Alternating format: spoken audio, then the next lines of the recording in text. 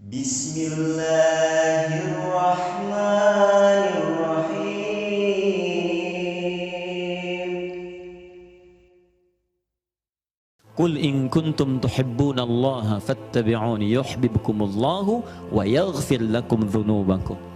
Katakan Muhammad pada umatmu, jika serius mencintai saya, maka buktikan cinta itu dengan mengikuti tuntunan-tuntunan yang engkau bawa, maka dengan itu aku akan mencintai mereka.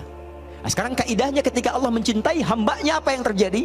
Wa yaghfir lakum dzunubakum. Allah akan mengampuni semua dosa-dosanya. Kata para ulama, ciri orang yang diampuni dosanya oleh Allah itu adalah dia akan dijaga, tidak akan pernah berbuat maksiat yang serupa atau maksiat yang lainnya dalam hidupnya.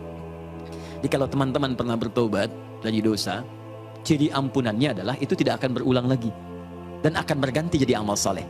Soleh lawannya salah, soleh lawannya salah.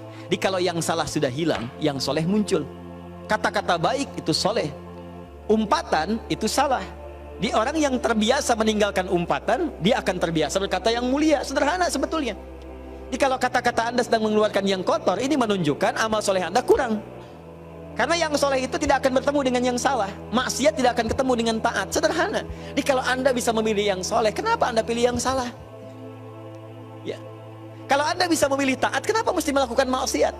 Rizki itu, Anda mau cari dengan yang soleh atau dengan cara yang salah, tidak akan pernah mengubah jumlahnya. Tetap akan sama. Sampai meninggal tidak akan berubah. Yang beda cuma keberkahannya.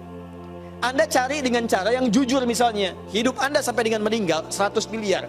Anda cari dengan korupsi, nggak akan menambah, nggak akan kurang 100 miliar juga. Cuman barangkali yang beda keberkahannya.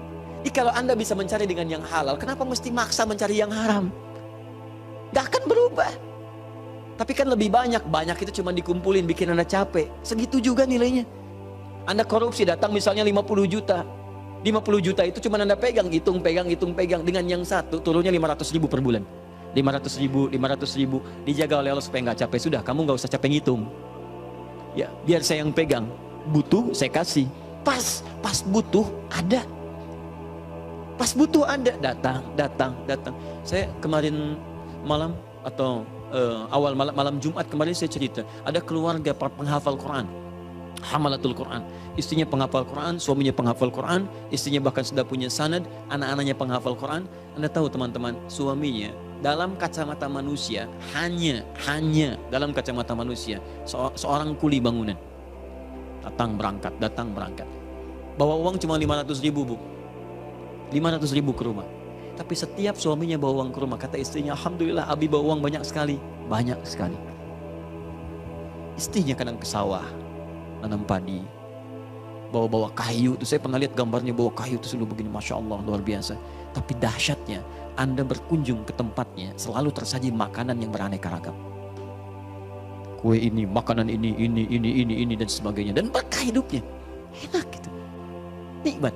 Jadi saya katakan kepada Anda, kalau Anda sudah mendekat kepada Allah menjadi hamba yang dicintainya, Anda gak akan susah dalam kehidupan dunia.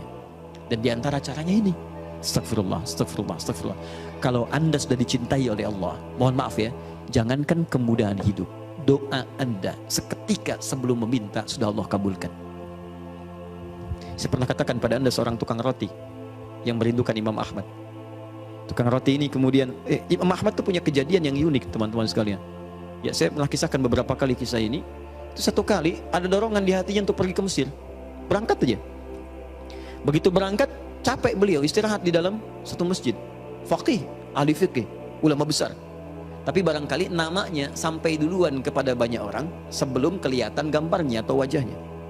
Sosoknya belum pernah terlihat, tapi namanya menembus batas penglihatan orang lain.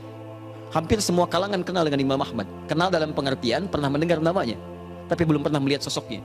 Tiba-tiba ketika istirahat di dalam masjid, marbot masjidnya mengatakan, keluar dari sini, keluar. Karena belum pernah lihat Imam Ahmad sebelumnya. Imam Ahmad tidak pernah mengatakan, saya Imam Ahmad. Tidak. Ya, tapi kata beliau, saya hanya beristirahat. Karena tahu fikihnya, tidak, kamu keluar dari sini. Maka ketika beliau keluar, istirahat di alas di luar itu, di pelataran, diusir juga. Rawah katanya. Di bahasa Arab itu ada 3 cara minta orang pergi. Ya, untuk keluar. 1, ukhruj, atau idhab, pergi. Yang kedua, barah, keluar. Ya, kalau sudah barah, itu sudah agak kasar. Ya, udah agak kasar tuh. Ya, ukhruj, Anda diam. Barah. Saya bukan Barah, saya Husain. Bukan, itu kasar namanya. Keluar, keluar. Nah, ada yang ketiga yang lebih kasar lagi, namanya rawah. Rawah dari kata roh, pergi dengan roh-rohnya sekalian. Jangan sampai fisiknya ke sana, rohnya di sini. Ya, atau sebaliknya. Baik, rawah itu disebut rawah, ente rawah, pergi sana. Pergi Imam Ahmad di jalan, kemudian beliau sedang jalan, tiba-tiba kelihatan oleh tukang roti sedang membuat adonan roti. Begitu melihat orang ini terlihat semakin lelah, dipanggil oleh beliau, Syekh ta'al huna, kesini, silahkan istirahat dulu. Imam Ahmad istirahat merebahkan, kemudian sambil melirik kepada tukang roti ini, dia setiap membuat adonan roti dia beristighfar kepada Allah. Astagfirullah, astagfirullah, astagfirullah. Imam Ahmad paham dengan faidah ini, tapi beliau ingin mendengar apa yang diucapkan tukang roti ini lewat lisannya. Maka bertanyalah kepada tukang roti ini. Perhatikan kalimatnya. Ma faidatu istighfarika ya Syekh. Syekh, Sayyid, Anda saya perhatikan dari tadi setiap bikin adonan, lakukan ini, selalu istighfar. Apa sih manfaat istighfar itu bagi Anda? Apa manfaat istighfar itu bagi Anda? Perhatikan kalimatnya. Wallahi, kata tukang roti ini, wallahi tidak pernah saya mengamalkan istighfar dalam setiap pekerjaan saya kecuali semua doa-doa saya dikabulkan oleh Allah Subhanahu wa taala. Kecuali satu sampai hari ini yang belum terjadi. Dan saya mohon kepada Allah, imma saya sebelum meninggal atau yang saya doakan sebelum meninggal untuk bisa berjumpa dengan saya. Apa doanya itu? Saya memohon kepada Allah untuk berjumpa dengan Imam Ahmad bin Hanbal. Baik itu sebelum saya wafat atau sebelum beliau diwafatkan oleh Allah Subhanahu wa taala. Kata Imam Ahmad, Allahu Akbar. Jadi ini yang membuat saya datang ke sini karena istighfarmu. Karena istighfar yang kau lakukan itu yang mendorong saya datang ke sini. Itu yang menjadikan saya dikeluarkan dari masjid. Itu yang mendorong saya kemudian datang ke tempat ini karena istighfar yang kau lakukan. Masya Allah.